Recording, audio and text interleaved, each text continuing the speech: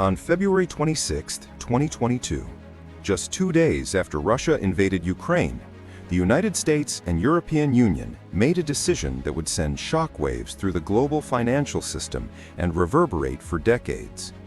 They announced that Russia would be cut off from SWIFT, the Society for Worldwide Interbank Financial Telecommunication, a messaging system that connects over 11,000 banks across 200 countries and handles more than $5 trillion in transactions every single day.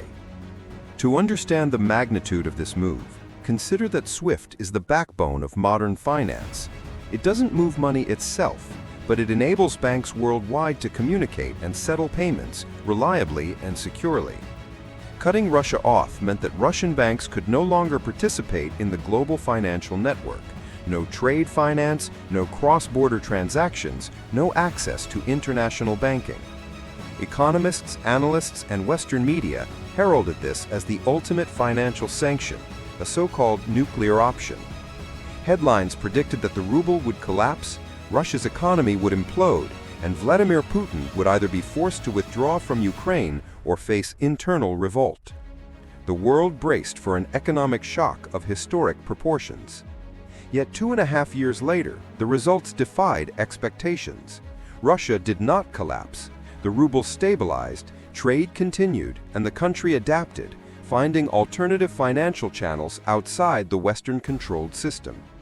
Russia implemented SPFS, its domestic messaging system, while China expanded CIPS, its cross-border interbank system, allowing billions of dollars in transactions to bypass SWIFT entirely. Trade in rubles, yuan, and rupees surged, signaling a fundamental shift in the global financial landscape. The implications were profound. Countries around the world realized that if the US could weaponize the financial system against Russia, it could do so against any nation. Financial sovereignty suddenly became the paramount concern for states across Asia, the Middle East, Africa, and Latin America. This was not an isolated incident. History reveals a clear pattern. Financial weapons can yield short-term tactical victories, but often backfire strategically. Over the past century, there have been 4 major instances where dominant powers attempted to leverage financial systems as tools of coercion. Britain, in 1914, weaponized finance during World War I by freezing German assets across the empire. The United States did the same against Iran in 1979 by freezing billions in Iranian assets in response to the hostage crisis. Then, in 2014, the US imposed targeted sanctions on Russia following the annexation of Crimea, giving Russia 8 years to build financial defenses. And finally, in 2022, the US and its allies cut major Russian banks off from SWIFT and froze hundreds of billions in Russian reserves. Each time, the pattern repeated. The dominant power exercised control, weaponized it for immediate gains, targets adapted, neutral nations hedged, and eventually, the original weapon lost its strategic power. If you haven't subscribed to the channel yet, subscribe now so you can get updates on our upcoming videos. Also, don't forget to like this video. Now, let's get into the video. SWIFT, despite being based in Belgium and technically neutral, is dominated by US and European banks. Its messaging system connects banks across borders and is indispensable for international trade. Because most transactions settle in US dollars, the United States has enormous legal leverage. It can pressure SWIFT to exclude countries or freeze assets, effectively strangling targeted economies. Iran's experience is instructive. When the US pressured SWIFT in 2012, the Iranian economy suffered massively. Oil exports collapsed and inflation soared. Yet Iran spent those years building alternatives, barter arrangements, cryptocurrency systems, and non-dollar trade agreements with China, Russia, and Turkey. By 2018, when new sanctions arrived, Iran was more resilient, having learned the critical lesson: dependence on a single financial infrastructure is a vulnerability. Russia in 2022 was a far more formidable target. It was the world's 11th largest economy, a major energy exporter, a nuclear power, and a permanent member of the UN Security Council. Cutting Russia off from SWIFT wasn't just about economic warfare, it was a global warning. The message was clear. If a nation falls out of favor with the US, its access to global finance can be instantly severed. Yet the world reacted not with capitulation, but with adaptation. Russia's SPFS, China's CIPS, India's rupee-based trade, and barter arrangements across the Middle East and Africa provided alternatives to SWIFT, demonstrating that survival outside the dollar system is possible. Neutral nations, observing the unprecedented move, accelerated diversification, building their own financial shields. China increased gold reserves, expanded CIPS to over 1,400 institutions across 110 countries, and strengthened currency swap agreements with over 40 nations. Saudi Arabia, historically a US ally, announced it would accept yuan for oil, breaking a 50-year petrodollar monopoly. The UAE, Brazil, India, and other emerging economies also moved toward local currency settlements, signaling a tectonic shift in global finance. By 2024, 40% of Russian trade was conducted in non-dollar currencies.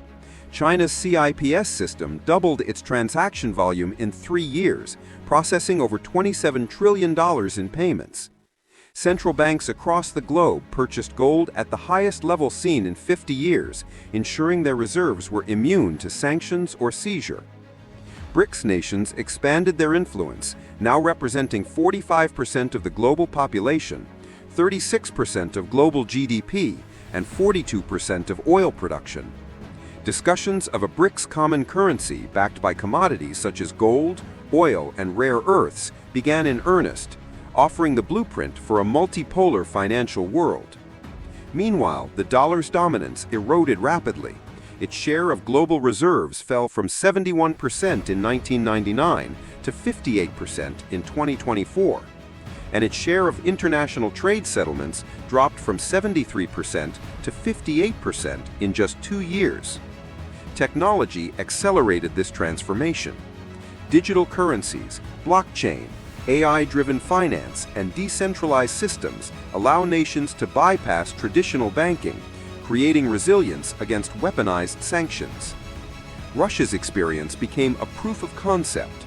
Survival outside the dollar system is achievable. This revelation prompted a cascade of defensive measures worldwide. Central banks, including those in China, Russia, Turkey, India, Poland, Singapore, and the Czech Republic, stockpiled gold. Regional currency swap agreements multiplied. Local payment systems expanded. The petrodollar's hegemony began to crumble. The consequences for the United States were severe. Unlimited borrowing, reliance on foreign investment, and the ability to export inflation were all undermined. Meanwhile, China emerged as the patient victor, steadily building technological, trade, and financial dominance without firing a single shot. Russia strengthened its alliances, BRICS nations gained autonomy, and gold and alternative payment systems flourished. History provides a sobering lesson. From Britain's weaponization of finance in 1914 to the United States' use of SWIFT in 2022, financial dominance tends to last only 20 to 30 years before alternatives emerge. The difference today is the speed of technology. Digital finance allows nations to build substitutes in a matter of years, not decades, compressing the timeline of decline. Analysts project that dollar hegemony could be severely weakened by 2037, 2047, possibly sooner. By 2030, the dollar's share of global reserves may fall to 50%. By 2040, perhaps 40%. The result is a multipolar world where the yuan, euro, gold, and local currencies coexist, reshaping international trade, finance, and geopolitical influence. The February 22 SWIFT cutoff was the trigger, a moment that in hindsight will be seen as the beginning of the end of dollar domination. What appeared as tactical US power was in fact the seed of strategic decline. The world is diversifying, building resilience, and preparing for a post-dollar era. China stands poised as the patient victor. Russia has demonstrated survival outside the dollar system. BRICS nations assert autonomy. Gold shines as the ultimate hedge. Alternative payment systems like CIPS, SPFS, and UPI expand rapidly. The US and Europe face a gradual erosion of influence, not through military defeat, but through the unintended consequences of strategic self-sabotage. Financial weapons, it seems, can only be used once. Because once deployed, the world adapts, neutralizes the threat, and the original power loses its grip. February 26, 2022 will be remembered as the turning point. The post-dollar world is not yet fully here, but it is coming, inexorably. Reshaping geopolitics, trade, and global finance, and leaving the United States to confront the consequences of weaponizing the very system that built its dominance. History will remember this moment as the point where American financial supremacy began to unravel, not with a bang, but with a quiet, unstoppable transformation.